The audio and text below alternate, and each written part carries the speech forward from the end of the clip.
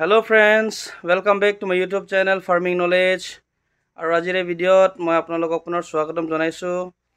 আজিৰ ভিডিঅ'ত মই আপোনালোকক মাছৰুম ফাৰ্মিংৰ কিছুমান ফেলাৰ পদ্ধতিবোৰ মই দেখাবলৈ বিচাৰিছো, যেহেতু মই এজন বন্ধুৰ ঘৰত আহিছিলো আৰু ইয়াতে মাছৰুম বনোৱা মই দেখা পাইছো আৰু কিদৰে তেওঁলোকে বনাইছে এটো মই দেখা পাই তেনেকৈ আপোনালোকক কিছুমানবোৰ কথা ক'বলৈ কাৰণে মই এই ভিডিঅ' বনাইছো। তো ভিডিঅ'টো চাই থাকিব বন্ধুসকল। ইয়াত আপোনালোকে চাব পাৰে তেওঁলোকে ইয়াতে কিদৰে মাছৰুম বনাইছিলে। ওপেন স্পেস এক নম্বৰটো ইয়াতে ওপেন স্পেসতে তেওঁলোকে বনাইছে। ওপৰতে টিং আছে বাৰু, কিন্তু আপোনালোকে চাব পাৰে ইয়াতে ওপেন স্পেসত তেওঁলোকে বনাইছে।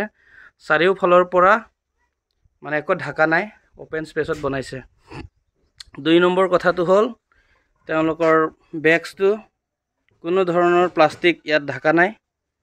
ইয়াত প্লাষ্টিক ঢাকিব লাগিছিলে, কিন্তু প্লাষ্টিকটো ঢাকা নাই, আপোনালোকে ইয়াত চাব পাৰে।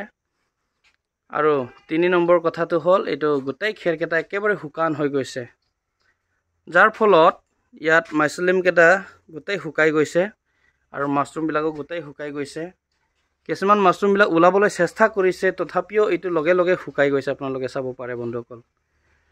তো বন্ধুসকল, আপোনালোকে যদি মাছৰুম ফাৰ্মিং কৰিবলৈ যদি ইচ্ছা কৰে কেতিয়াও এনেদৰে নকৰিব। যদি এনেকুৱা কৰে আপোনালোকৰ এনে লছ হ'ব, waste of time, waste of energy, waste of money, আপোনালোকৰ চাৰিওফালে লছ হৈ যাব বন্ধুসকল। তো এটোৱে মই ক'বলৈ বিচাৰিছো বন্ধুসকল, যদি মাছৰুম ফাৰ্মিং কৰে আপোনালোকে ভালদৰে বনাব। এটা চাৰিওফালে সাৰাউন্ডিং আপোনাৰ স্পেস আপোনাৰ বন্ধ ঠাইত বনাব লাগে। আৰু 2 নম্বৰ হ'ল প্লাষ্টিকটো হাতৰাব নালাগে, প্লাষ্টিক আপোনাৰ ভালদৰে ঢাকিব লাগে। আৰু 3 নম্বৰ হ'ল পানীটো দি থাকিব লাগে। এতিয়া যিদৰে আপোনালোকে চাই আছে এনেদৰে কেতিয়াও নবনাব বন্ধুসকল।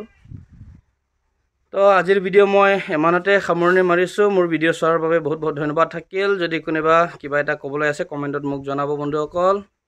Thank you so much for watching my video'.